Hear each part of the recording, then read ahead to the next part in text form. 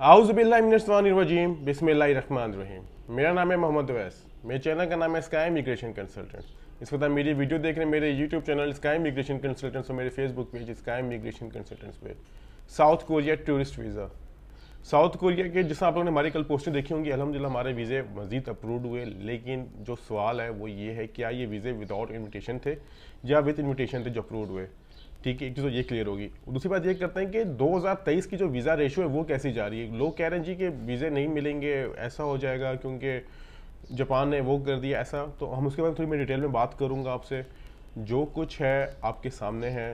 पहली बात तो मैं ये क्लियर कर दूं कि अगर किसी के वीज़े हमारे ऑफिस से अप्रूव्ड हुए हैं, ठीक है, तो ज़रूरी नहीं है कि आप हमसे रब्ता करेंगे आपके वीज़े भी अप्रूव्ड होंगे।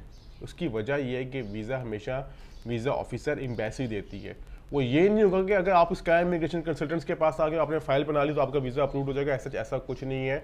वीज़ा ऑफिसर ये देखता है जी कि डॉक्यूमेंट्स कैसे हैं, लिखा हुआ क्या है, सर्कमस्टेंस क्या है, बिजनेस क्या है, जॉब क्या है, गारंटी क्या है वापस आने की। क्योंकि आपको जो पता है इस बारे में, जो काफ़ी लोगों को पता होगा, साउथ कोरिया एक ऐसा कंट्री है कि जहाँ पर सैलरीज बहुत अच्छी मिलती है। वहाँ पर छोटी छोटी जो एक फैक्ट्रीज़ हैं, घरों के अंदर फैक्ट्रीज़ हैं, ठीक है, असाइलम अप्लाई किया जा सकता है। यानी इसको वीज़े को आपको विजिट वीज़े को आप दूसरे वीज़े में आराम से कन्वर्ट कर सकते हैं।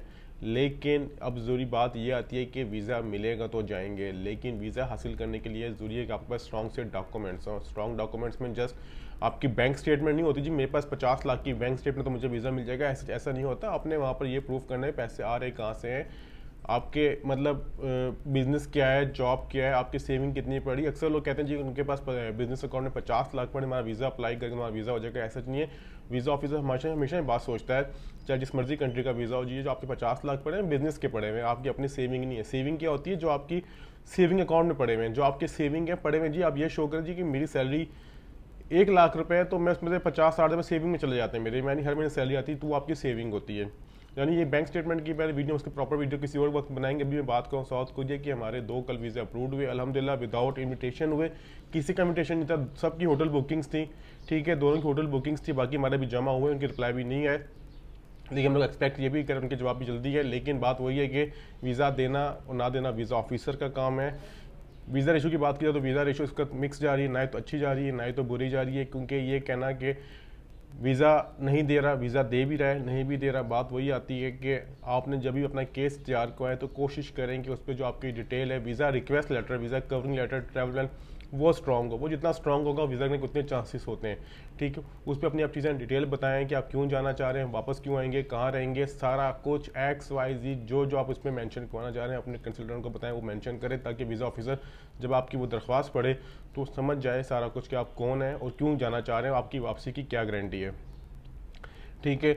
और दो बाकी यही चीज़ें आपने डिस्कस करना चाह रहा था, बात भी करता हूँ। देखिए कितने दिनों में वीज़ा आ रहा है। देखें इसको साउथ कोरिया का जो वीज़ा है ना, वो आपको ऑनलाइन पोर्टल में जाना पड़ता है। जब आप जिसका ई वीज़ा होता है, इसका कोई किसी का वीज़ा नहीं होता। जब आप वहाँ पर जाते हैं, अपना केस जमा करवा देते हैं, जो वहाँ पर स्टाफ बैठा होता है वो आपको स्लिप देता है, कागज़ देता है। कागज़ पे कहता है कि ये आपका रेफरेंस नंबर है, ये आपका रजिस्ट्रेशन नंबर है, जो भी उनका होता है सबको वो देता है।